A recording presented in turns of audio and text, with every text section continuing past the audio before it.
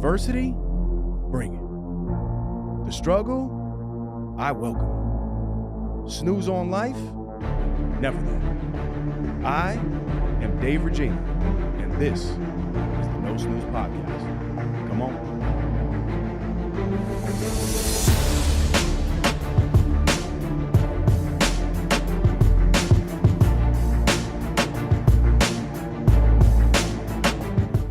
Welcome back, No Snooze Podcast, episode 163.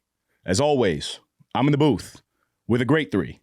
We have Jason, the real jump man, Lacayo, Claudio, the voice, Valenzuela, and I am Dave, the body, Regina. Jason Lacayo has been a police officer for 14 years. After just 18 months as a patrolman, he moved into the Emergency Services Unit and became a SWAT officer. He specializes in rope rescue, vehicle extraction, and special weapons and tactics. Although Jason is a huge proponent of physical fitness, he believes that mental wellness is largely undervalued in society as a whole, but more specifically within the first responder community.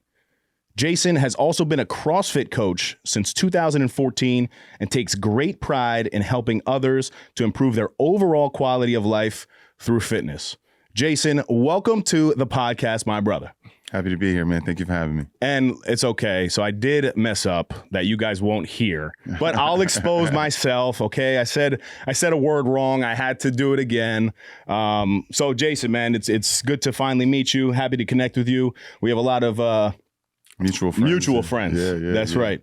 I guess where I want to start first, I really want to tell you though, I don't know if CrossFit is, or the CrossFit kipping pull-up is a real pull-up.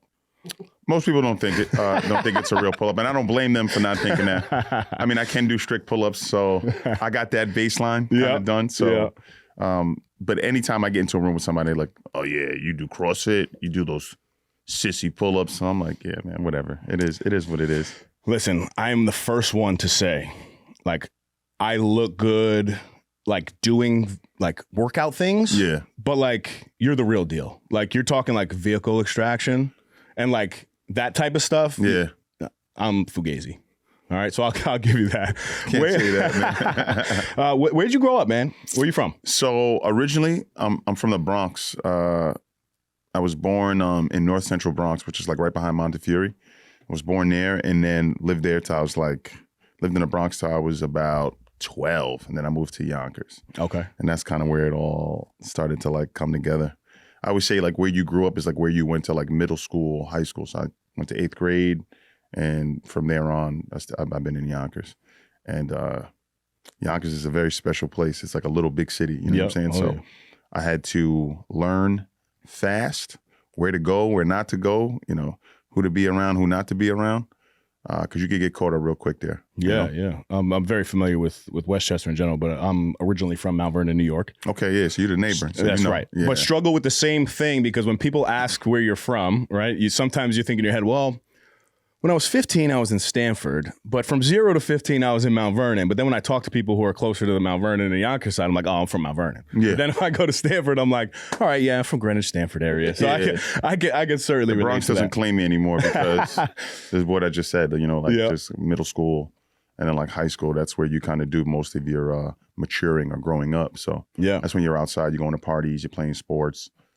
So I claim Yonkers. Yep, I'm with it. You said like making, I guess, just being strategic, it seems, about like your whereabouts, who you're hanging around, what you're doing. Mm-hmm. How do you make the decision to get into law enforcement? So I come from a long line of like first responders. So my dad was a correction officer. My uncle's a police officer. My cousin's a cop. Like it's the family business. So for me, growing up, seeing my dad like in a uniform, like shining his shoes, always making sure he was squared away, like gig line all set up. I only saw myself either being like in the military or in law enforcement. So the natural progression after, you know, school was to start taking tests. So that's how I ended up in that space, you know? Yeah, no, that's awesome. I have a lot of, family, friends that are in law enforcement, first responders as well. But there's, I think, there's two types of individuals, right? You have the ones that want to be patrolmen forever. Yeah. Right? Or you have those that are like motivated to move up the ranks, get into different units and stuff like that. Where do you think that drive came from for you? Because getting involved in emergency services is a lot different than being a patrolman. You want me to be honest? Absolutely. Watching the movie or like the sitcom SWAT, you know, with like Hondo and stuff. I always thought that was like badass. And I always wanted to be in the military, so I didn't join the military. So the closest thing to me was, all right, let me be like the special forces of like police. And so, you know, first opportunity I had to, you know, put in for emergency services, I said, you know, let me throw my hat in the ring and see where I land. And let me tell you, I just got moved from there, but I was there for a decade, and it was the best decade of my life as a police officer. You know, you see a lot of things, you experience a lot of things, but, you know, I think most people who do this job were like adrenaline junkies. And when you're on the truck, that's what you're at. You're riding that adrenaline high because you could be at a lull, and the next thing you get a call and you got to spring into action. And for me, it's just, I just love that feeling of, you know, like constantly like, you know, what's next? What's next? So the truck for me was a natural progression. Yeah. Was there and I'm always curious about this, was there a moment that you were like, oh, wow, like, okay, I passed my tests, you know, now I'm on the force. Okay, that's all cool. I'm a police officer. But was there a day that you felt like, okay, now you're really in this? Like my buddy's a fireman, right? Yeah. Mark Carter. Shout out Marky. Peekskill fireman. I remember his moment was actually in the academy. Okay. Because he's 6'2", Big guy. not as big as me, Marky. I'm sorry, but you know he's a big guy. They had him masked up, and this was still in training. And they basically cut a 12-inch hole into the wall that he had to get his whole body through in 1,000+ degrees. So the anxiety that was building, and that exercise is meant to tap you out. Right?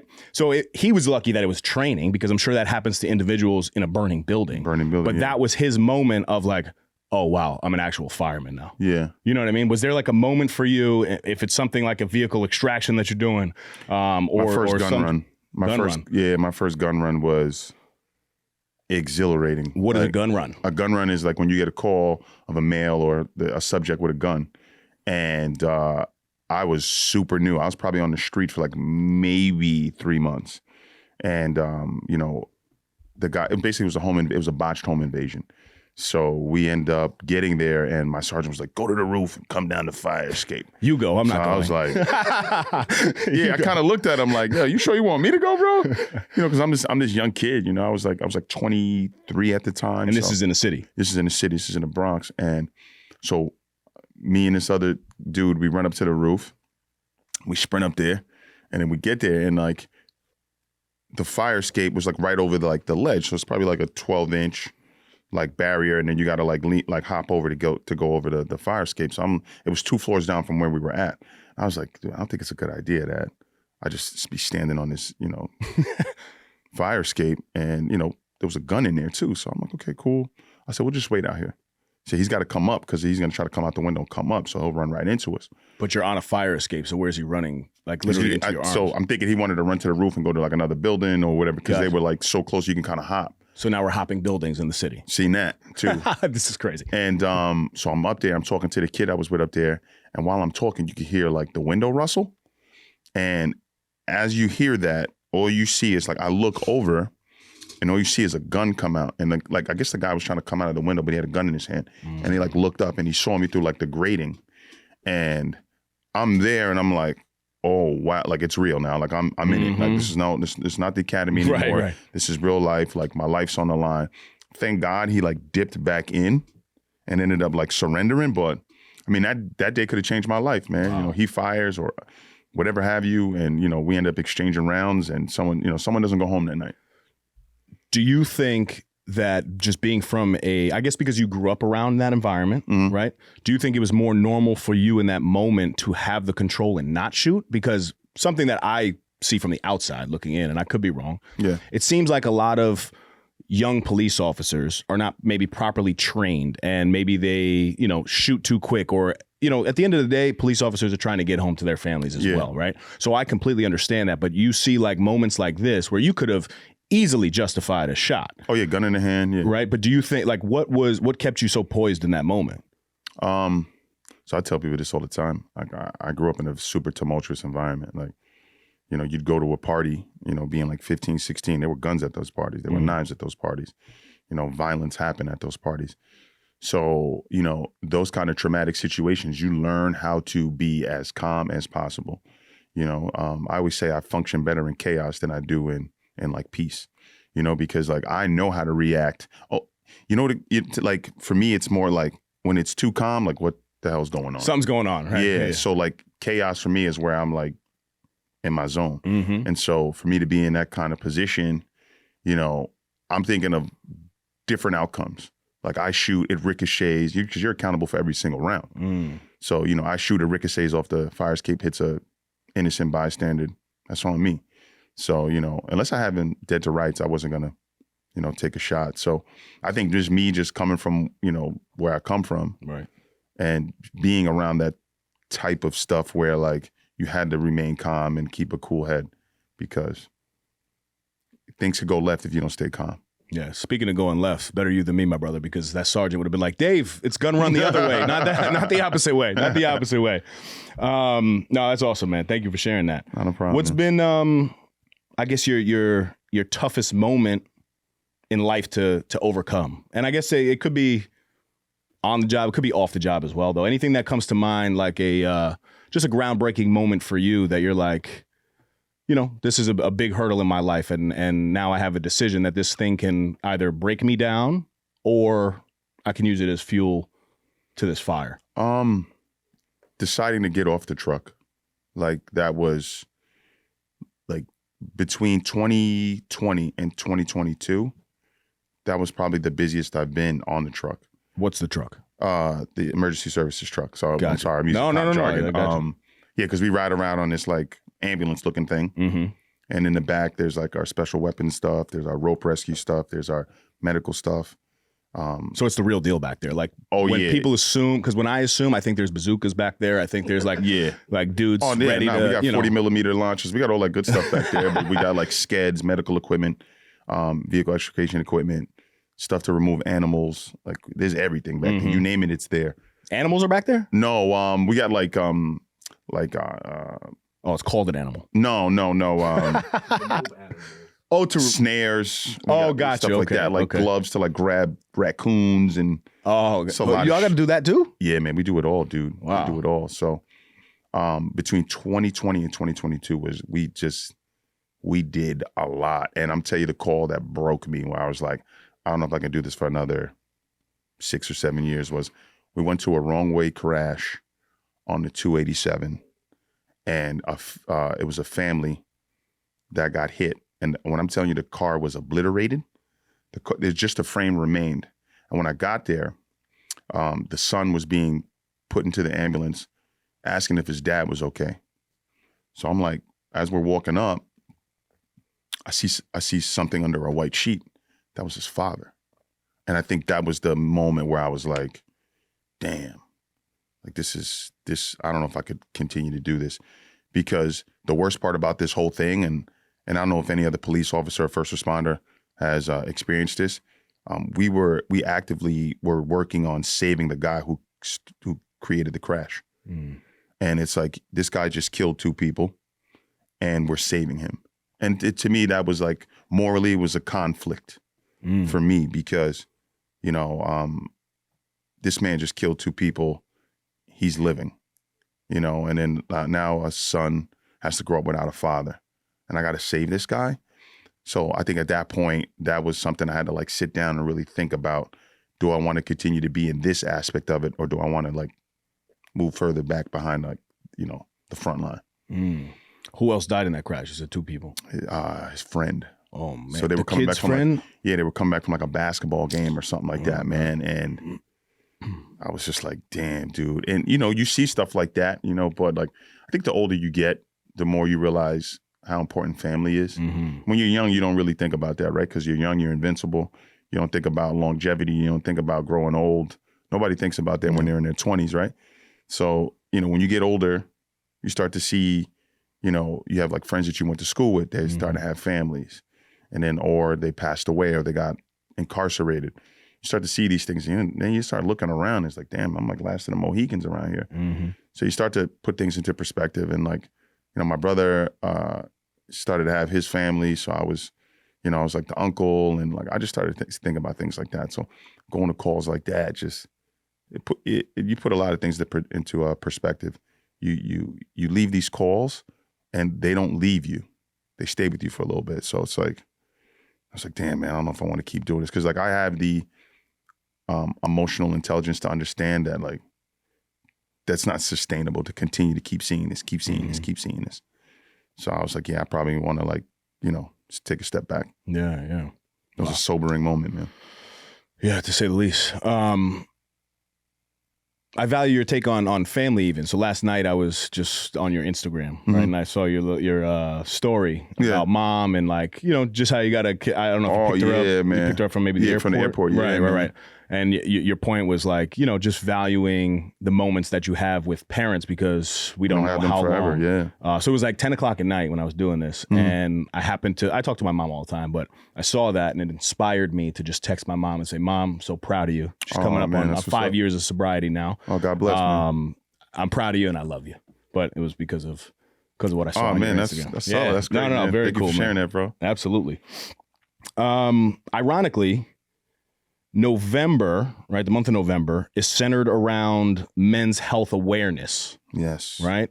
And it serves as a reminder for everyone, but especially men, to prioritize not only their physical, but their mental health. Mm-hmm. You're speaking on emotional intelligence, and that's not something that's spoke about often or associated with men. Yeah. How do you personally find strength in vulnerability as a man? That's a great question, dude. Phenomenal question. I think a lot of guys have been told since, you know, their inception is that you got to be tough, you got to man up, and you don't really have an outlet, right? We don't have a space where we can kind of just let it all out. And I feel like it's not unmasculine to show vulnerability. We're human, right? We're not impervious to the world, right? We get dealt a card, a hand of cards, and you got to live your life that way, you know. But my whole thing has always been, men especially, we're twice as likely to commit suicide, right? And we take definitive measures when we do that. You know, most dudes, like, you know, put a gun in their mouth, or they jump off a building, they do something like that. You know, we don't have a space where we can come and say, hey man, you know, I'm not okay. And I always tell guys, dude, it's okay to not be okay. Like, you know, you can't be Superman all the time, because even Superman has kryptonite. Like, I coach high school football. You know, we lost in the semifinals on the 8-yard line with 38 seconds. There wasn't a dry eye on the field. And I tell these kids, I'd rather you get out that anger here than go out and like pummel somebody and change the trajectory of your life. You know what I'm saying? Like, allocating those emotions in the right space.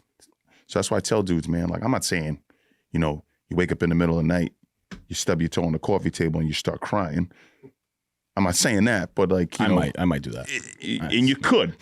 But, you know, there's a time and place. And when you're out there with your brothers and you lose a game that you put your blood, sweat, and tears in, and a lot of those guys were seniors, they're never going to be on that field again with their brothers like that. Some of them may go to the next level. Some of them may never play the game again. So I remember there was a kid who was sitting down. He was sitting by himself, and he's like staring off into the distance. Phenomenal young man too. I said, man, get up, man. Picked him up, and I said, yo, you did a great job. This is what sports is supposed to do. It's supposed to teach you about the ebbs and flows of life. You win some, you lose some. But at the end of the day, you still got your life, man. You got your family. You got a bright future. This is just a sport. So right now you lost, man, but it's not a loss. Figure out what you did wrong. Go back, watch the film. You know, a loss is always supposed to be translated into a lesson, because you got to go back and really see what you did wrong. And then hopefully you don't repeat that, you know? So that's kind of where I draw the strength from. I want to give men a safe space and understand, and let them know that, you know, it's okay to not be okay, because we see things and we deal with things, and we're supposed to be the, you know, the providers, the ones, the protectors. But who's protecting us? You know what I'm saying? Like, you got to make sure you take care of yourself, because you can't take care of yourself, you can't take care of your family and your loved ones. So. Yeah. I told you off air, but Sean Degnan and I, gentleman who connected us, obviously, we're doing a men's retreat. And I love that idea, bro. It's all wellness based. A lot of physical stuff, but the real strength is in the mental piece that we're going to be discussing and talking about. A safe space for men in New Paltz, New York, over President's Day weekend. But as I was looking at like statistics of this stuff, it was alarming. You said we're twice as likely. Yeah. And honestly, I think it's more than that. I just used that. Well, so what I read, and it could be anywhere. So I was going to say probably from 50 to, I saw 70% of suicides are actually men. And what was even crazier was it was white men, which was something I never really I never really thought about that. And I guess as I was thinking about it, I guess you're talking more like from a U.S. perspective. Yeah. You know, I would say that just even from my personal experience, you know, the men in my life, I can see how those statistics would be real. Like for whatever reason, the Black African-American community that I'm associated with right now in my immediate circle, we're able to have these conversations for whatever reason, right? Yeah. And I really don't know. I can't pinpoint why. But my best friends who are Black were able to open up to one another, right? Wow, that's and even my Latino friends were able to open up. But as I'm thinking of the deep, deep conversations, I really don't have them with other white men. Like Sean would be one that like I definitely do, you know? A couple guests on the podcast that we've had, Matt Ramos. Well, no, he's Cuban, right? Yeah. So as I was thinking about it, it kind of registered to me like, wow, you know, I can see how this can be. And even for myself, I never identified, like you always associate mental health with something bad. Yeah. You know, it's like it's just a negative, it has a negative connotation to it. And there's different forms of mental health, right? Like me back in the day when I would get mad and I would think it's cool to like, you know, grind my teeth and put a hole in the wall. Yeah. Like there's some mental health there. Yeah. You know what I'm saying? Like that's not cool. But back in the day, I thought it was cool, like frustration. Yeah. You know, and it wasn't until like I ruined certain relationships, friendships, girlfriends in the past, some family things that have gone on that like you become, I guess, aware of this. Yeah. And now on top of the vulnerability, it's my responsibility to take action and make an impact, right? Through conversations like this, through, you know, the programs and services that we offer in the town that I work in. Yeah. So it really hits home and I really love, man, I value what you do. And especially in this first responder community. Talk to me about the organization that you're with in terms of the first responders. And I saw some things that you were discussing in terms of mental health. Like what was that? How did that come about? I work with a non-for-profit called Reps for Responders. And that's exactly what we do. We provide a space for family members of first responders and first responders themselves to, you know, get resources.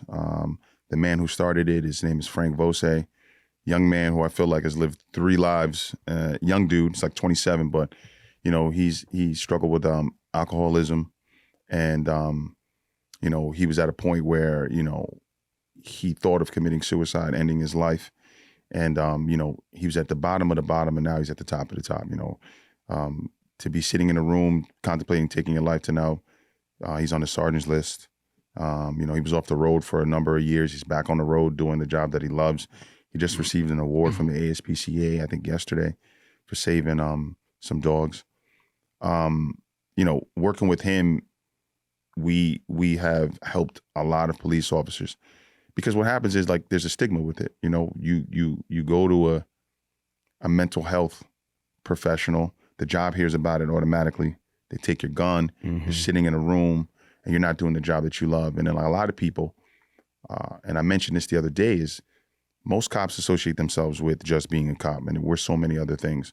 We're brothers, we're cousins, we're fathers, we're friends. There's so many other hats that we wear, but for some odd reason, when we take this job, and I'm pretty sure it's like this with firefighters as well, they associate themselves with their career. People don't understand you're only here for X amount of hours, and then you go home for however many hours it is. You know, what are you giving to your family? You know what I'm saying? So, and we see the worst of the worst, and we don't have a place to unpack it. So my whole thing has always been, you need a place to unpack it, but most people don't know where to go.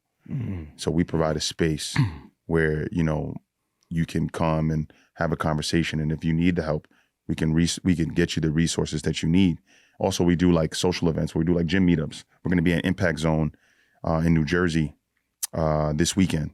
And, it's just a place where we all partake in fellowship. And like, you would know, like you're a fit guy.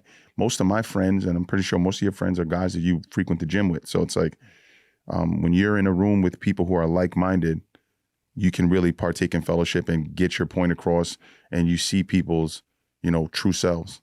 So, I'm big on that. And even at work, I got moved over to the mental health outreach team. And, we go out there and we help people get resources. If you're homeless, we help you find housing and food and, get you attached to services and put you in a position to improve your life. I really feel like as a civil service worker, it's my duty to give back to my community. So, I'm very, very, very big on that. I ran around locking up a lot of people in the early part of my career, and not saying that some of those guys didn't deserve to go to jail, but you start to look at yourself and you're like, man, am I doing this for the right reasons? And at that point I was like, yeah, I got to step away from that type of policing. I need to put myself in a space where I'm helping people. That's why I went on the truck. I was in a proactive unit prior to jumping on the truck, and it was great. I did 4 years there, but I got a lot more gratification being on the truck and saving lives and doing things like that. So a little long-winded, but No, man, I'm taking it all in, to be honest. And I see what you're doing. Even those, just the clips on Instagram, I started following that page as well, Reps for Responders. Yeah. Just a great message, man. And even though I'm not a first responder, I am a first responder in my life. Yes. You know what I mean? Powerful statement. I like so that. I can really relate to it, and I love the concept of brotherhood, and strong men getting together in a room and being able to open up to one another, because that's not something that you're seeing in Yonkers. It's not something I'm seeing in Mount Vernon, New York. And it's so available if we make it available. And it takes men like us and organizations like that to really put this message forth. To that, man. What would you tell somebody that knows that they're struggling a little bit, right? And they're, for whatever reason, maybe it's, I guess the word that I'm thinking about is like embarrassed to open up, right? Like, what would you say the first step is before you're committing to something? Because commitment could be very scary to people. Is there something that you know to be true or believe would help? For me, in my personal experience, right, I had this negative connotation of therapy. Yeah. But because when I was 16 years old, I sat in front of a therapist with one of my family members. And my family member completely fabricated a story. The therapist tells me, you know what, son, I think you have anger issues, and basically took the family member's side. And it couldn't have been the opposite. Yeah. So that for years for me, really, I was like, man, F this. I'm not getting involved. But then I gave it another shot. And I think what I did was I started putting a podcast in my ear, to be honest. I forget which one specifically, but it was something about mental health awareness. And that was the first step that I was like, okay, you know what? I'm not committing to anything, but I'm opening myself up. So is there something for you that you now know with all this training that you have and the credentials in that space to help somebody with? Dude, honestly, I think exactly what you just said. You have to be open to it, because I was the same way before I went to go see a therapist. And a friend of mine was the one that put me in line with the therapist and was like, hey, man, I don't think you're not you. Something about you changed. And I didn't notice it. You know what I'm saying? And then like one day, I'm like looking in the mirror and I'm like, damn, bro. Like, then it clicked. I was like, I'm not the same Jason I was. And I'm not this jovial, like happy-go-lucky person. I'm not that guy anymore. And, I was in a really rough patch. And I had that same negative connotation. Like, I'm going to sit in front of this shrink and, they're going to tell me how shitty I am. And they're going to shrink you. Yeah, exactly. You know what I mean? They're going to make me feel like less of the human being that I am. And I'm going to sit there and just hate every second of it. And it wasn't until I walked in there, and I kind of had the same thing. Like, I sat there and body language was like this. I'm like, what are you going to tell me?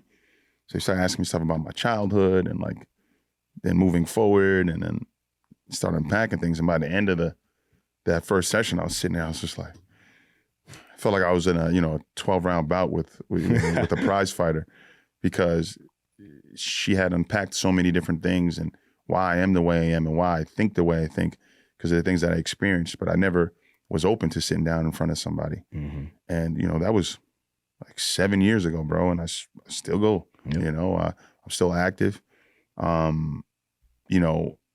think you have to suffer a little bit to get to a place where you feel like you need help, or you have to go seek help. If you don't suffer, then you won't understand what it is to seek the help. You have to suffer just a little bit to get to that space.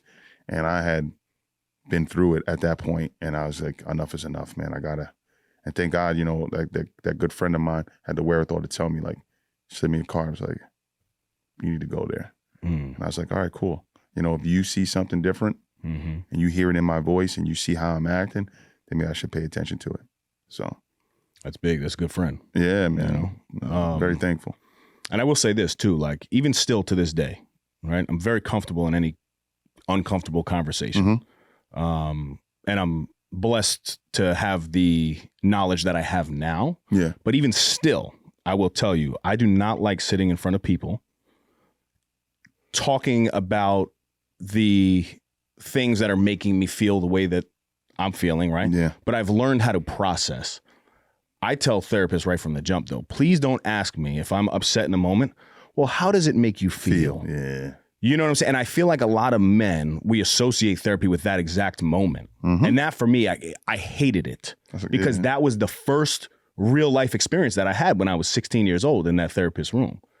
I was a trigger for you, yeah. Oh my God, I was so enraged. But I said, you know what? Even though now, if I get enraged in real life without a therapist, it's like, go process by yourself. Yeah. And then you owe it to that other person to come back into that space and have a conversation. Yes. But for me, I'm not one. And I just want men and everybody to understand it's okay that if you don't want to talk and you need some time to process, take that time to process. Absolutely. You don't have to get into it right away. I tell people, like, sometimes you see people having arguments, like, we go to domestics all the time, and it's like, well, he wanted to go for a walk and I wanted to talk about it right now. Maybe this man needed to get out and take a walk, or maybe she needed to get out and take a walk, blow off some steam, and then come back level-headed and have that conversation. You don't have to address it right now. At some point you do, though. Right. Don't run away from it, but if you need to take some time and, process what's happening and figure out how you're feeling, by all means, do that. You don't have to address it right now. But just, like you said, just be open to it, and if there's something that makes you feel uncomfortable, set your boundaries. Your boundaries aren't to keep people out, it's to keep you safe. I always tell people that. Repeat that. If boundaries are to keep you, it's not to keep people out, it's to keep you safe. And I think people don't understand it, because they'll look at it as like, oh, he's standoffish, or he's this, he's that, or she's this, she's that. No, it's just, I have a certain way I like to operate, and I'm comfortable in these four walls. You're a little intrusive, so back up a bit. This is how I like to live my life, and if you don't like it, you can go elsewhere.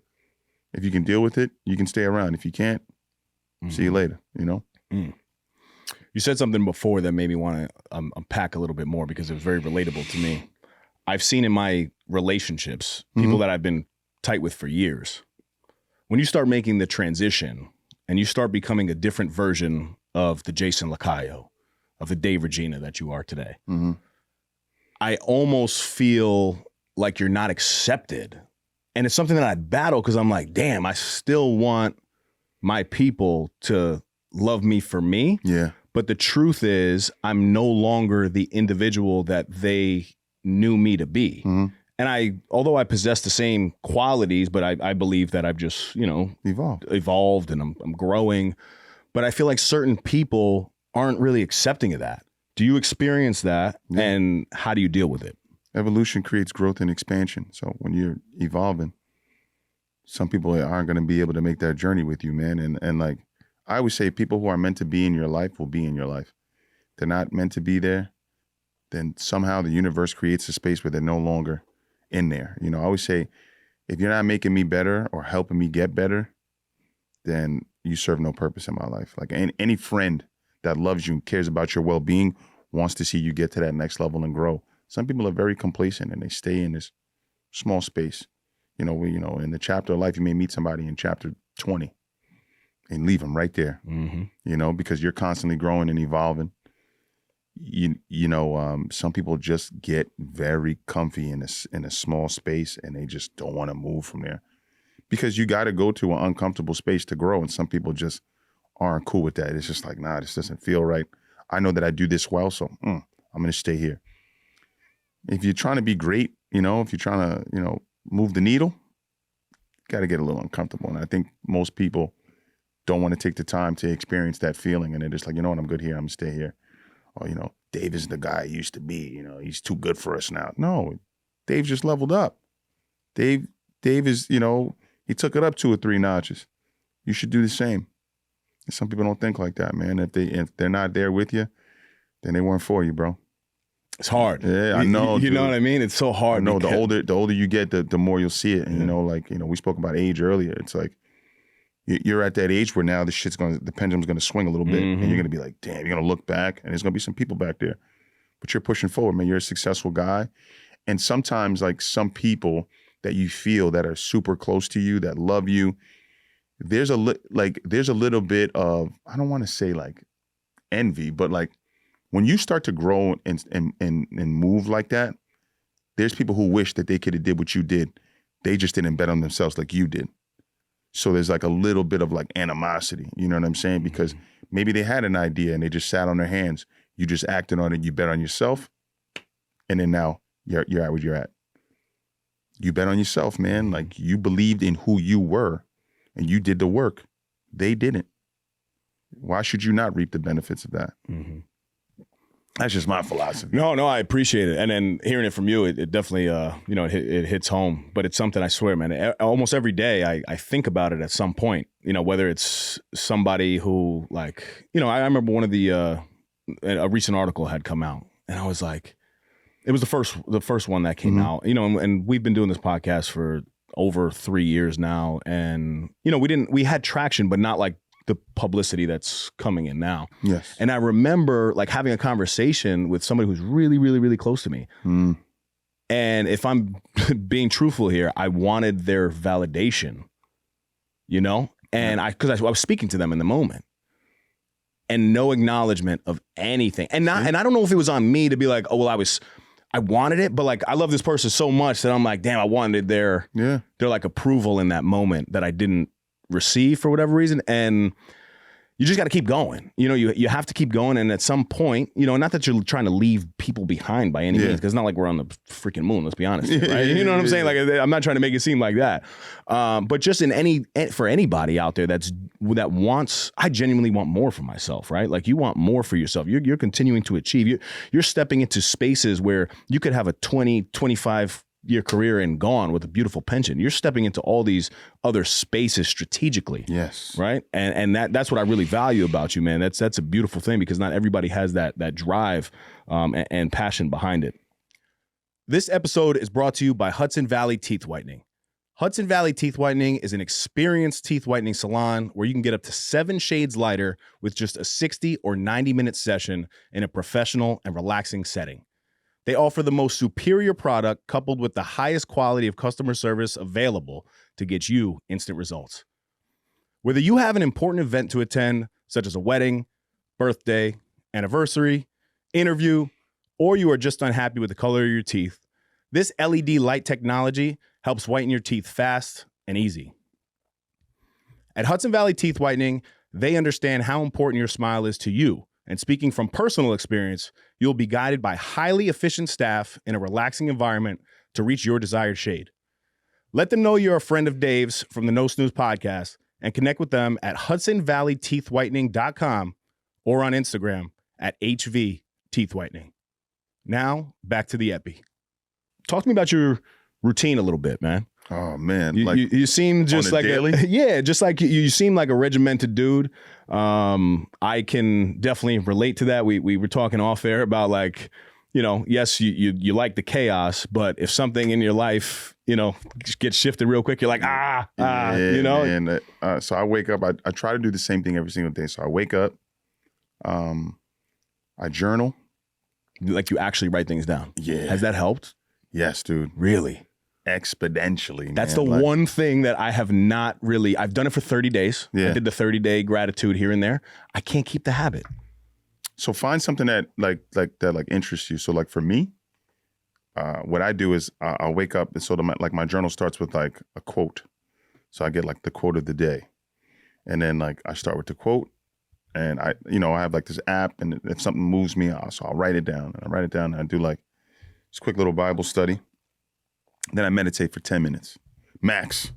It's a long time. Yeah, dude. Like it's a long, quiet time. I tried to get to a space where I was like 20 minutes and I just, mind starts to wander. How do you slow the mind down? You do shorter ones and then just focus on your breathing.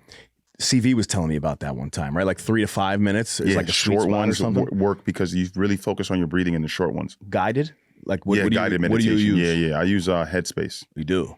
Yeah, so guided for me, I usually get like somebody with like a nice smooth voice and they start working you through your breathing cadence.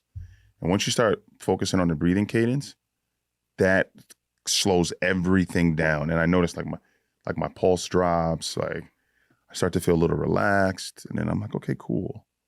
And then I get into it. That's why 10 minutes is like my sweet spot. So I do 10 minutes and 10 minutes to me, I feel like it's manageable. Especially if you're a busy person like me, like you got shit you got to do. Mm-hmm. So I get my 10-minute meditation and then I start my moral report card. So like, so no one's ever an A. Like I'm never an A, bro. Like a good day for me is a C. Because That's a good day? That's a good day, bro. Wow. C is a good day. Wow. Because you got to think about it. Like the moral report card is like just the things that you do during the day, right? Like somebody cut you off. Did you flip them the bird? Did you speed up? I did it 2 times. Yeah, like a double banger, you know what I mean? Like, or like, did you open the door for an elderly woman or help somebody? So it's like little things like that. So like, you're doing this in the morning for the day before or at the end of the night? I started. So like I start my day. My day always starts at an A.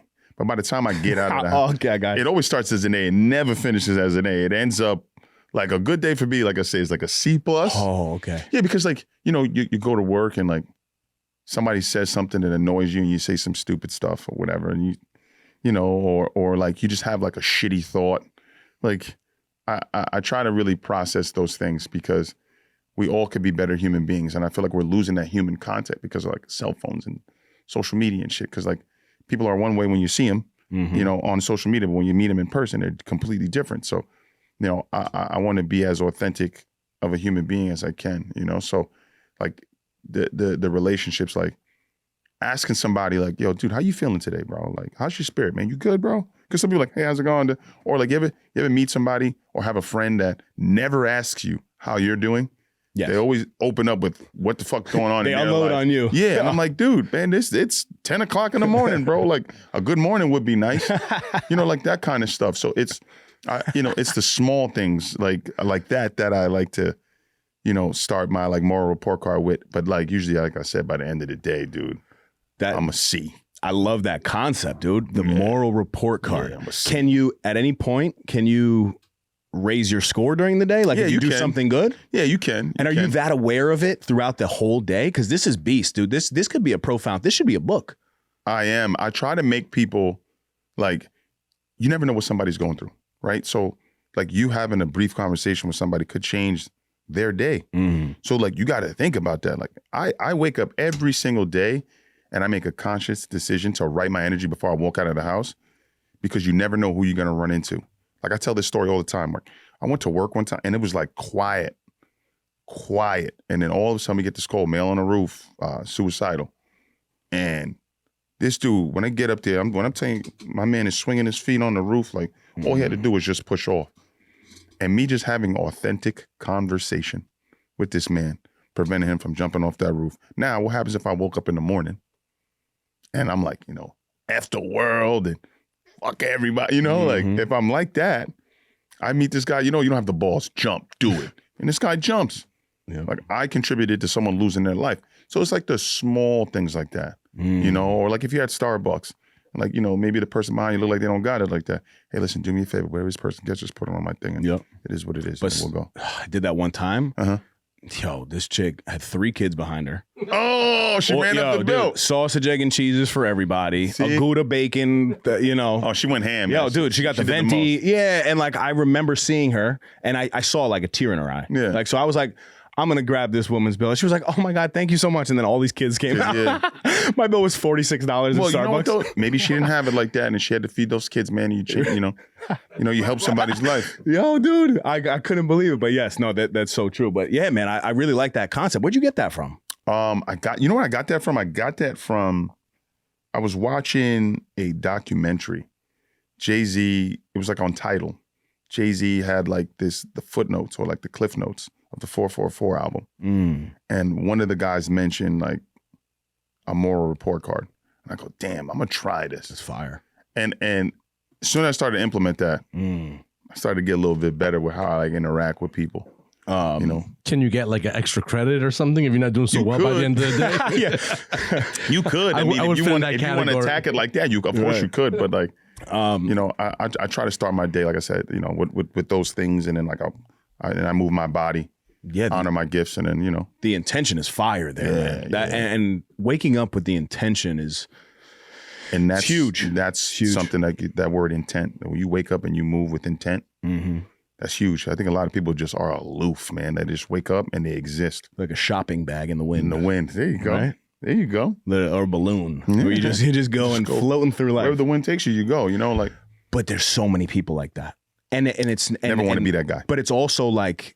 It's what society does. You go to work, you punch the clock, 9 to 5, you leave, boom, you go home, you make dinner, you put your kids to bed, you go to you become part of this like routine. It's a rut. Yeah, bro. And a lot of women too. Yeah. Like you just become so routine. Where I love what you said too. Like you're only at work for a certain period of time. It's not who you are. No matter what type of job you are, whether you're SWAT Jason Lacayo or you're soft Dave Regina over here. Like you still, you got to go to work, and you have so much more to you. Yeah. That concept though, man, that moral report card, that's huge. I've done the opposite a lot. I've taken the David Goggins approach of the cookie jar. Have you ever heard of cookie jar? Yeah. The cookie jar is fire. It's basically like every bad thing that's happened in your life, you either write it down physically or mentally, and you put it in the cookie jar, right? You close that jar, and then when real life happens, you open that jar and you pull out an experience that you've been able to overcome. Yeah.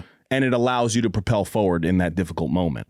But this is like a real moral thing. Like, I love it. Yeah. Like I said, there's days where I don't get a passing grade, but I'm human, so I'm gonna steal that. Hey, bro, I'll give you credit, man. I'll give you credit. I'm not like that, right, CV? I give credit where credit's due. By all means.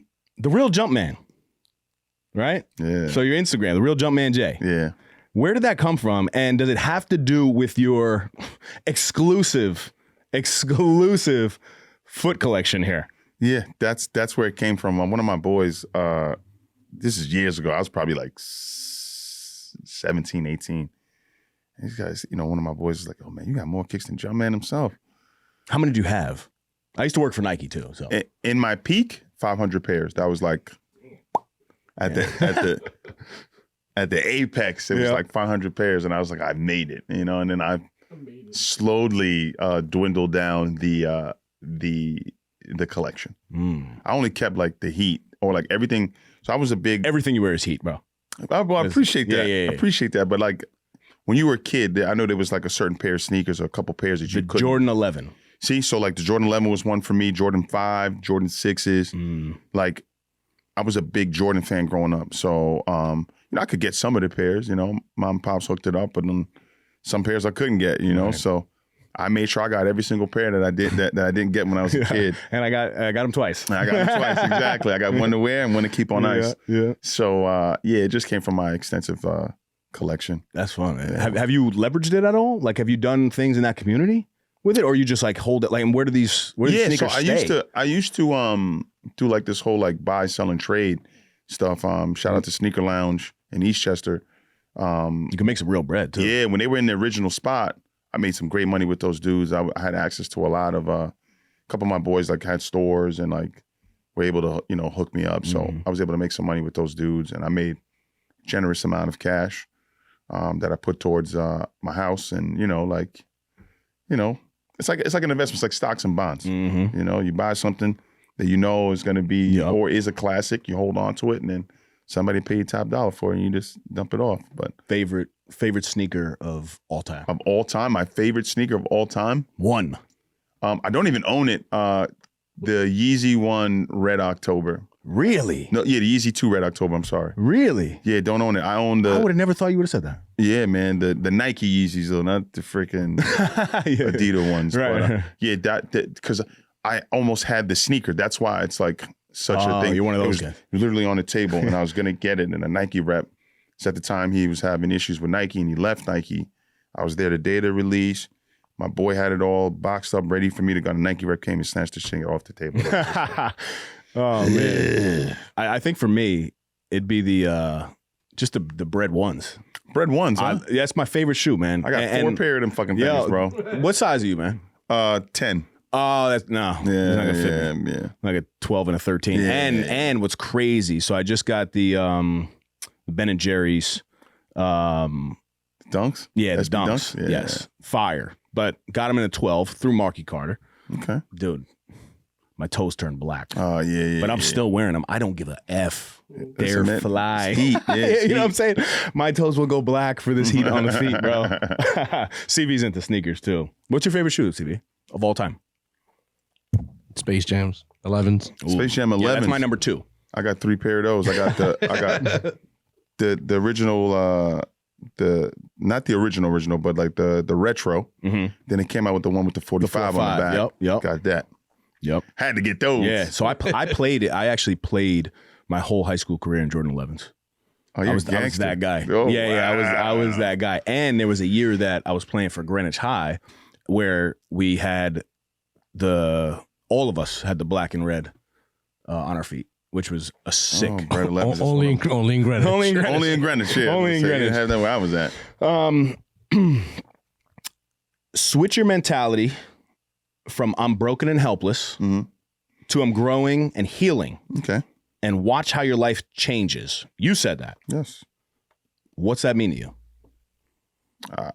I'll read it again. Just I for was. people. I was. Are you good? Yeah, dude. I was a broken dude, man. Like I said, it was a pivotal moment for me. Like I said, like 6-7 years ago, I was just got out of like a super tumultuous situation. I didn't really know who I was anymore, and that's when that friend of mine kind of slid me that card. I was like, you might want to just take a look at this, and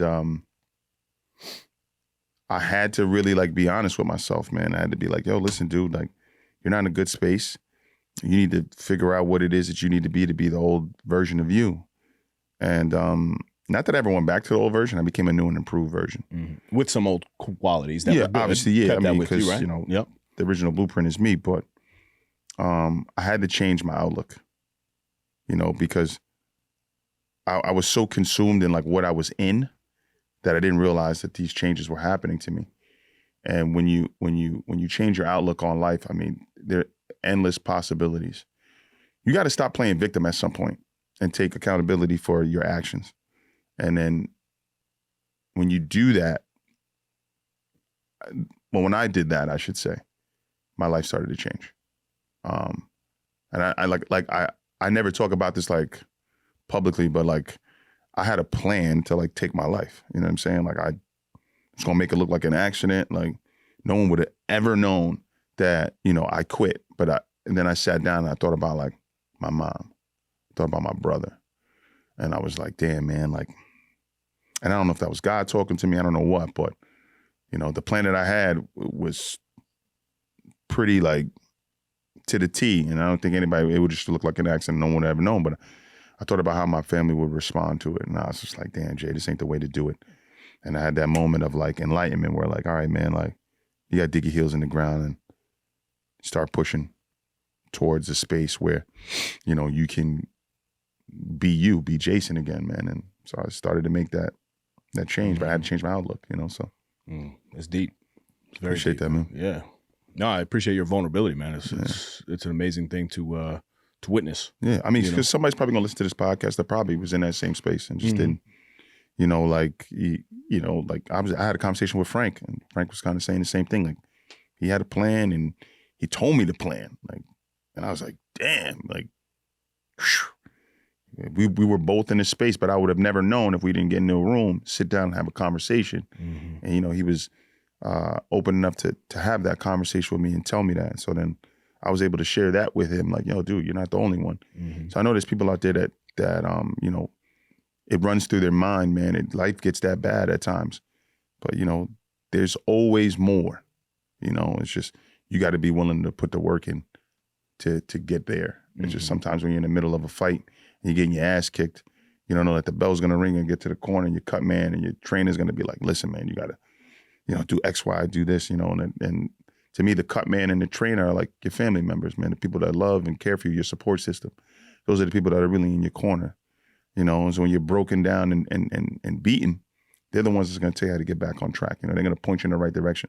I said that before, like, somebody loves you, they're going to give you the jewels to get you to where you need to be. Right. You know, no one's going to withhold that from you. If they really love you and they really care about you, they're not going to withhold that from you. Mm. They're going to give you game and they're going to be like, all right, man, well, this is what you need to do to get on the right track. So, you know what's crazy? And I'm not a doctor, I don't know the statistics on it, but I would bet that more people than not have had some level of a thought.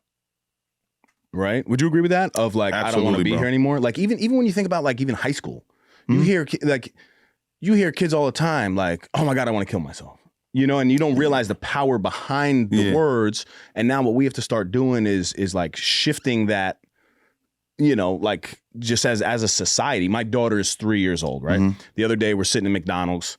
And we have a really good McDonald's in Mohegan Lake. Like, it's like the old school, like, you know, they don't have a ball pit. Yeah. But they have like a play gym where she goes. Oh, my God. Yeah, right? Yeah. I remember those as a kid. Yeah. So it was the first moment for me. And this was deep, dude. This crushed me. Like, I don't know something else that has crushed me like this. And it's not deep when you really think about it. But for me in that moment, having this 3-year-old tell me this, it killed me. So I'm watching her. She was playing around and like she wasn't as fast as everybody else. So they were like running around this play gym and she couldn't catch up to anybody, right? And there was distance in between people. So then she sat down and I watched her and she waited for like them to run by and she was like, you know, trying to get their attention to like, hey, slow down, like let me play. Yeah. She did that for like 2 minutes and nobody would play with her. Then she started crying and she came over to me and she said, nobody wants to play with me. I want to leave. So in that moment, damn, bro, I had to sit her, bro, it crushed me. And then I put her on my lap. I said, Callie Michelle. What does Callie stand for? Kind, amazing, loving, independent. There's going to be times in life when not everybody wants to either play with you or agrees with something that you're going to do. It's okay to be alone. You're safe. You're healthy. Yeah. You have your family. You have your friends. Go over there, use your imagination, and go play. And she got up and she did it, right? But in that moment, I wanted to cry with her. I got a little niece, bro, so I know, dude. Like a young girl will change you, dude. I don't know about your family, but my family's dominated by men. Whole lot of dudes. Yep. Okay. So my niece was the first like feminine energy outside of like my mom. Mm-hmm. And I remember watching her like learn how to swim, bro. And I was just better run through a wall. Yeah, bro. It's like she changed me, man. As like, and I don't have any kids, but like, just that's the closest thing I have. That's my, like my brother's kid. So I get that, man. And my brother's very big on like those positive affirmations, especially with like young women. You teach her this now, and then as she grows up, she's gonna know what it is to be independent, kind, and a sweet, loving individual. Like you build that foundation now, man, she's going to grow up and be a beautiful human being. You understand? Like she's going to go out and interact with the world. She's going to impact. She's going to touch people because of the things that you're teaching her now. And like, you say, like she's 3, she's young, man. You start that now, bro, that ceiling is super high, man. And it's like, we need more of that in the world, bro, because like, I feel like nobody gives that to their kids like that anymore. I feel like they just kind of like release them off into the wild, bro. It was hard though, man. Like in that moment, I remember because there's a 5 and Below next door to the McDonald's, right? And sometimes she'll say, "Oh, can we go get a toy?" So in that moment, though, I thought to myself, like, let's get her the hell out of here. Yeah. I'm gonna go buy her some toys so she can feel good. You know what I mean? So she can feel good. And then something like just came over me. Yeah. And then the preacher in me came out. You know what I mean? And I started preaching to her. And it happened to work. But even my own thought in that moment was to get my child, get her out of there.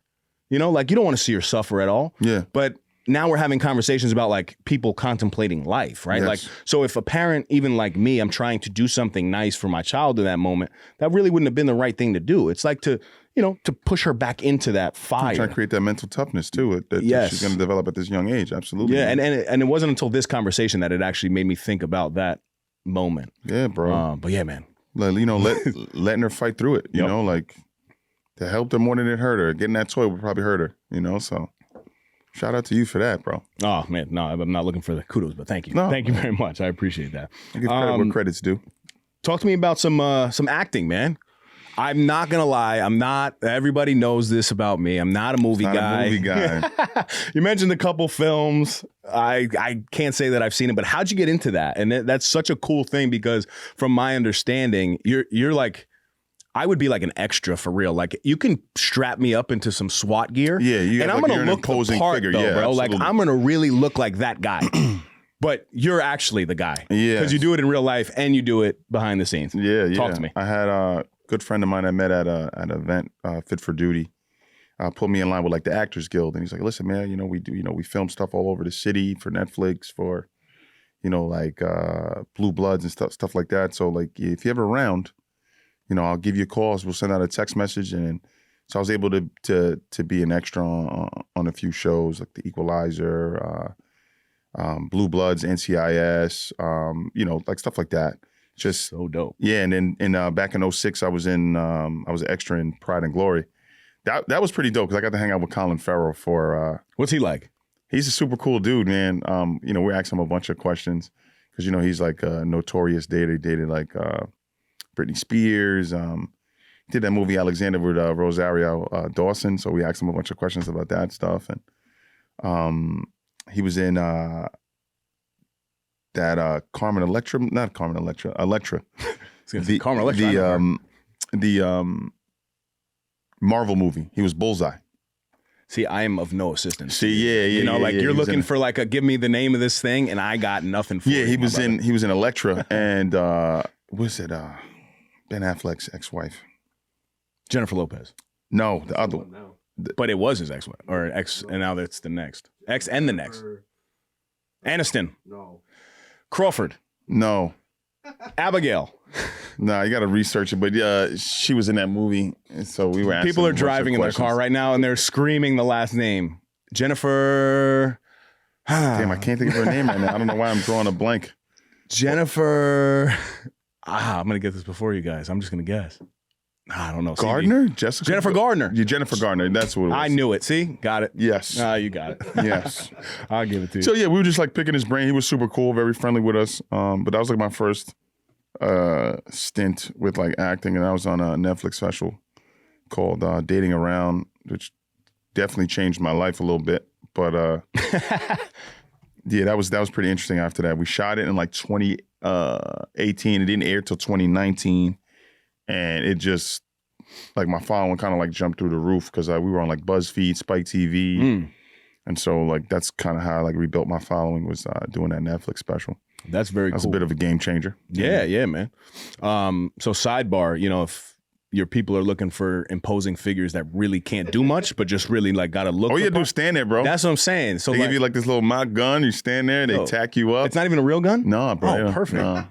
That's even better, bro. That's literally even better. Yeah, no firing pin, no nothing, bro. Just in there like that, just standing there. Yeah, so you have a large social media following, man. Yeah. 50-something thousand? Yeah, it's growing. It's growing that's a lot, man. Yeah. And it's very it's a very organic outreach too, man. Like you see you know, because people could have a lot of followers, to be honest, right? A lot of followers, and you know what's real and you know what's fake. Yeah. But like from what I see with your content and stuff, like people are engaged. It's really really awesome. Are there any like I know you mentioned the Netflix kind of put you on in terms of an audience. Were there like any strategies that you can share with people that kind of helped you build your brand and your following?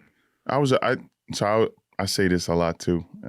I was an influencer before influencing was a thing. I was out going to like different events, and I'm a people person. So if I get in a room and we start to converse, you know, who knows what's going to happen from there. So I just was boots to the ground and just meeting people, shaking hands, just doing that kind of stuff. And when I got into social media, that was my plan. I was like, I didn't want to have to pay for a gym. Didn't want to have to pay for supplements, and I didn't want to have to pay for clothes. I got all that stuff done. So it's changed a little bit now because now it's like a real job. So like you got to like be more meticulous and everything has to be like thought out. But, you know, I'm working my way around those obstacles and I'm trying to get it down to a science, you know? Yeah, no, it's funny you say that. So I didn't even share this with CV, but we've had some partnership opportunities with big brands, Dove Men soap and Coca-Cola. But one just reached out and it was Trojan. Oh. And a really good like financial opportunity, but like it just doesn't align with, you know, really what we do professionally. You know what I mean? Yeah. Like, listen, go practice safe sex. That's not what I'm saying here. But like, you know, there's certain things that like you ask for these things. 'Cause I remember like, and I pray a lot, man. Yeah. And I'm like, you know, I want sponsorships to come in abundance. Like I want that, you know? Yeah. But then God does funny things, man, like that, where you're like, well, I can't, the money's good, but I really can't dabble in every situation. Yeah, at that point, you got to look at your moral compass, right? You know what I'm saying? Like, that's right. oof, Trojan, yeah. I don't know if I could take that either. And a really good offer, man. I got to be honest with you. My God. It's very, very funny stuff. Sheesh. What's something that people don't know about Jason Lacayo? Oh, man. I don't know. I think most people know, like, I'm very big on my family. I said, well, what people don't know, bro. Don't know. Let me see. I'm trying to think. I got to think of something. Yeah, all right. So I'll give you one, too, that people don't know. I think people don't know how insecure I get. You know what I'm saying? Like, they see me and they You know what's funny? I was going to say that, but I was like, oh, yeah. I was going to say Really? that. So I think people think I'm this super confident, like, you know, because like, you know, hey man, you're all over social media. You've been on TV. Like, I'm like, yeah, but what does that mean? Like, that doesn't mean like, it's like, if I look in the mirror, I still see 12-year-old Jason. I don't see this guy. I see like the 12-year-old kid that, you know, like was trying to navigate life and trying to figure out, you know, the ins and outs of like the social, you know, landscape of school. You know, I used to fucking hate school, bro. Really? Didn't like it at all, man. Yeah, I didn't like it either. I BS'd my way through everything. Yeah, like I'm an auditory learner, so like I was very good. Like if you said something, I'd just be like bloop, and I would. It's good for your career too, huh? Yes, that probably correlates immediately. Yeah, like I'm very good, like visually and auditory. Like auditory learning is like where I peak at, and I never liked the constraints of sitting in a room and listening to a teacher who I just thought was a dummy. You know what I mean? And you know what? It goes back to something that you said earlier. I had a teacher tell me some stupid shit one time. And his teacher told me, shout out to Mr. Jansen. I know you're somewhere in the world. Oh, boy. Because I remember your Mr. name, J, fam. my brother. He goes, you are not going to live to see the age of 21. You're probably going to be dead or incarcerated. Really? Before the age of 21. And when I'm telling you, that cookie jar, that's the biggest cookie in my cookie jar. Give me that. I remember becoming a cop and like when I'm starting to get all these like awards and this and that and you know, like I'm doing shit. I just thought about that dude. Like I thought you said I was going to be dead by the time I was 21. He told myself and my cousin who was in the same class as me that we weren't going to live to see 21. So I just used that as like, white dude, black dude? White dude. Really? Yeah, he's like, you know, statistically proven, like, and like, he's like, I see you kids. Like, you kids are assholes. Like, you're out here, you're getting in trouble, you're this. Like, I was like any other kid. I was rambunctious. I got into shit, but, you Nothing know. crazy. It's not like you were gangbanging and No. But see, I was like. That's terrible, though. Like, I can't believe people are teachers. And listen, I know a lot of educators, and a lot of family members of mine are educators, but they're there for the right reasons, right? Some of the closest people to me are in education, so I don't want to make it seem like like that. But there are some people who just take jobs, and they actually hate it, and it's such a disservice to especially youth. Like, you can impact somebody so much at that young, vulnerable age. Thank God that you were able to turn that around. Because that was the thing that always like haunted me. Like, damn man, what if this dude is right? You know what I mean? Like, and I had a brush with death. And can you tell me about it? Oh, yeah, I could talk about it. Talk to me. So I had a good friend of mine. He was in this like super tumultuous relationship with this girl. I knew her. Like we were like her friend group was part of my friend group. That's how we all met. And so they used to always like just kick the shit out of each other, right? Really? Oof. Yeah. Like one day I seen him, he had like teeth marks on his fucking scalp, like rake marks on his face. Didn't know you were dating a shark? Yeah. So one day he calls me and he's like, "Yo, bro, he goes, yo, I got to meet up with such and such. I don't got my car. Could you take me to go meet her?" So I'm like, "Yeah, bro, whatever, cool." So he was at my boy Andrew's house. So, and I'm not putting two and two together, right? He's telling me, and I just know them to argue and carry on. So he goes, "Yeah, we got to meet her in the parking lot of the Royal Regency Hotel." So I'm like, that didn't sound right, but I was like, whatever. So I pick him up from my boy's place. We drive to the parking lot of the Royal Regency Hotel on Tuckahoe Road. I know exactly where that is. Yeah. Mm-hmm. And so we came in, it's like a little back road. We came in off that back road, because like Tuckahoe kind of runs like that way. We came in off that back road, like past that cemetery. Mm-hmm. So we come off the back road, and at the time I had a 318 Ti BMW manual. I knew she drove a Honda Prelude.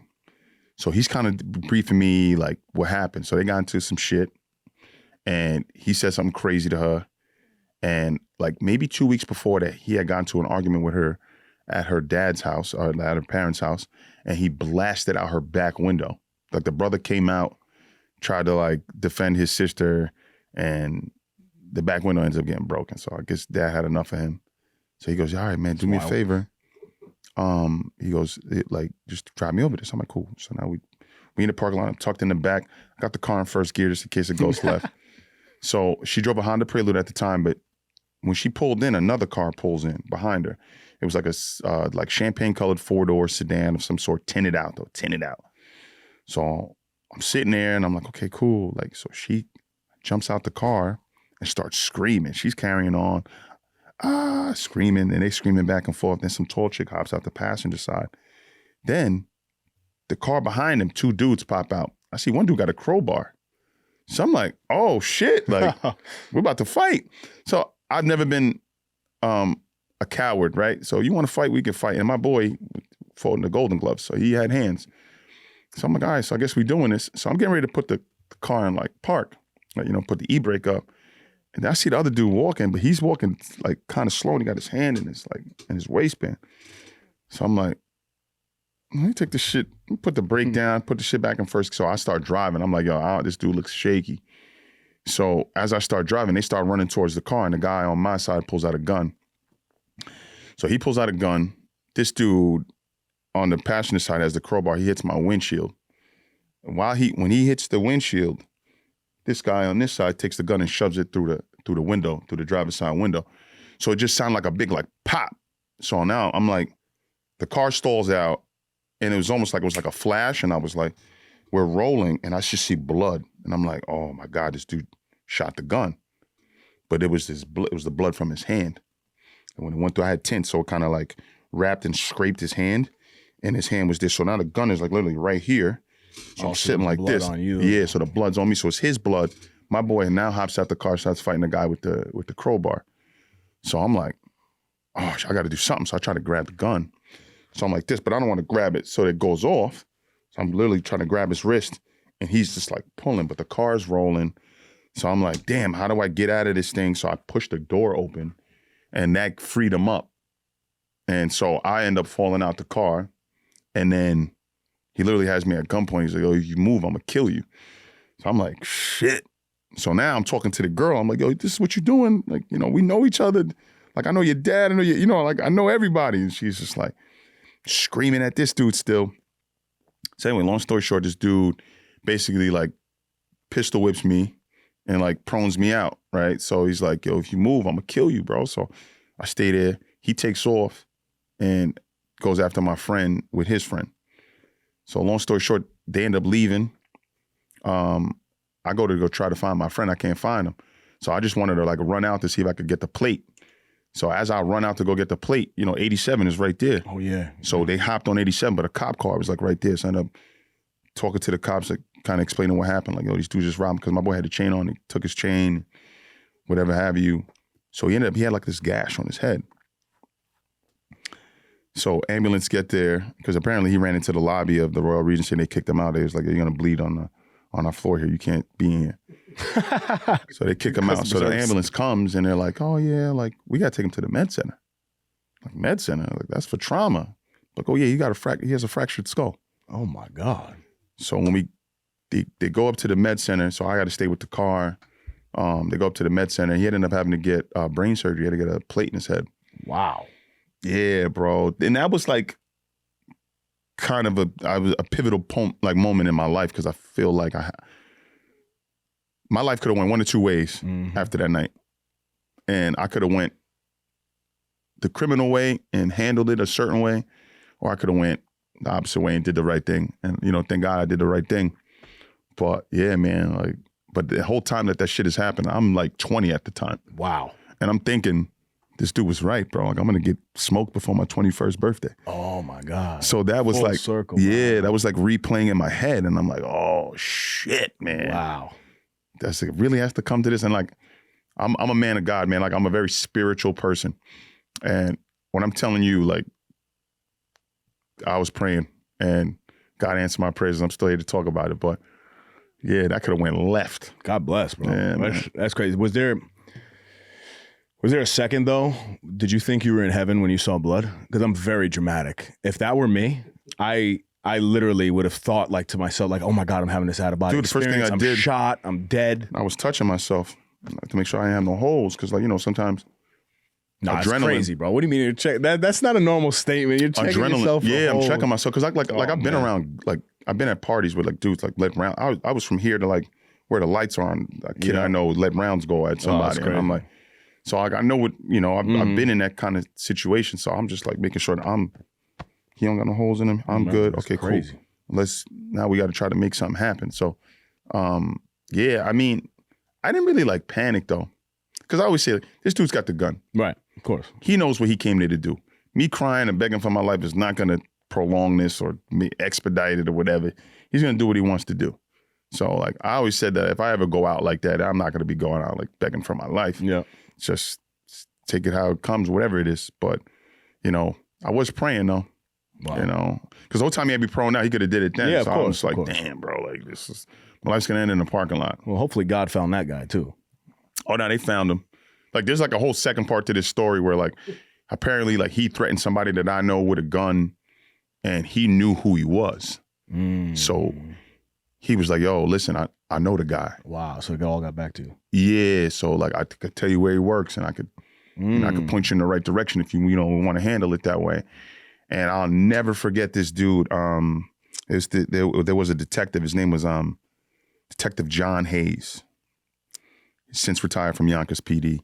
And he made a statement that changed my life. He goes, I know you know who did it. And I know you want to handle it the way you want to handle it. Because in this game, I'm going to tell you how this goes.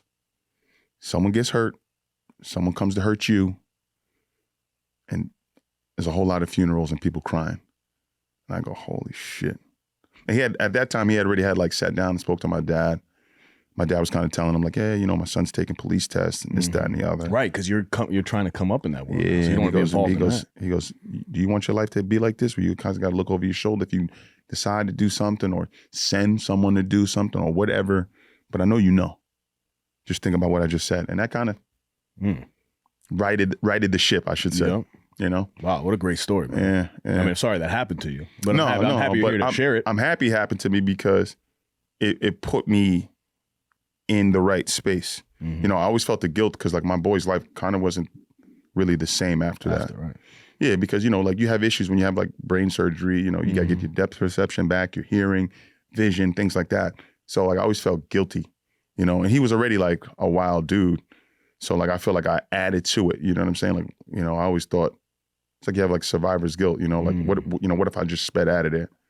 I mean, I don't know. I ran that scenario through my brain 1,000 times. Yeah. Wow. I think that was the way it was supposed to pan out, unfortunately, but we're both here to talk and speak on that. He's still alive and he's doing well, so he's got kids and he's got a life, so. Good. God bless. Yeah. All right, cool. Before we wrap up, I got one more question for you. Mm-hmm. Take it how you want it.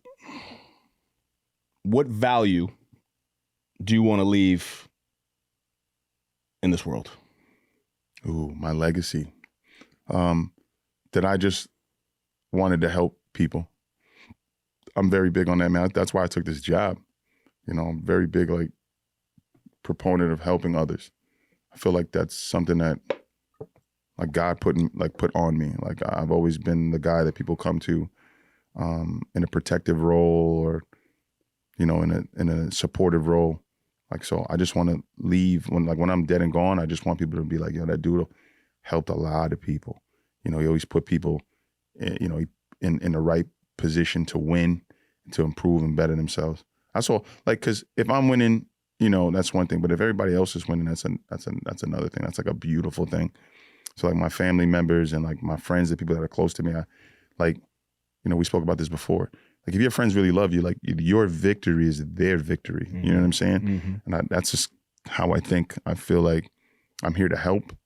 And if I can get somebody and put them in position, and like, let's say I put them in position to become like a millionaire, cool. I don't need to get a dime, but I helped you fulfill, you know, your destiny. Mm. You know, like, if I feel like you have a gift, you know, I'm going to tell you that you have a gift. I'm not going to like not tell you that. I want you to know that you need to share this gift with the world. And if you can make some money, and while you're doing it, that's even better. But I want people to see their potential and see how great they are, even if they can't see it. I feel like that's the legacy I want to leave. Mm. It's a great legacy, man. And I think you're on that path, man. You've done a lot thus far, but I know just as men that want to continue to strive for more and more, it's a tough balance, because although you probably don't acknowledge it, you know, how much you've done and the impact that you're making. But I certainly want to take a second to, you know, acknowledge the impact, not only in the first responder community, but I think the community at large. Thank you, bro. Appreciate that. I appreciate your vulnerability, you know, your compassion and your understanding for much bigger topics than most would talk about. Thanks, man. Yeah, man. I'm grateful we did this, you know. And yeah, this is a great conversation, man. Yeah, I'm proud to call you a friend now, my brother. Yes, sir. Yes, sir. Where can everybody find you? Talk to them right there. Well, you can find me at on Instagram. That's where I'm really at, and anything that's attached to it. The Real Jumpman J. I've been on there, you know, spells as it sound. I've been on there for God knows how long, but that's where you can find me. There's an email attached to it, so if you need to email me or get in contact, I'm there. So very cool. Guys, we thank you for tuning in. The shares of the podcast have really taken us to the next level. Couldn't be more grateful for you tuning in to one episode or 163. We hope you found value in what we do, and especially this episode with Jason Lacayo. So share it, spread the word. It's a great positive message. You can shop the latest merch at nosnoozeshop.com. And as always, stop snoozing. Get up and get after it. My man. Yo, dude, I need to be a SWAT guy now. That was dope, bro. Thank you guys for tuning in. That's another epi in the books. You can follow us on Instagram at No Snooze Podcast and leave us a 5-star review wherever you listen to us. Subscribe to our YouTube channel, No Snooze. Shop the latest merch at nosnoozeshop.com. Come on.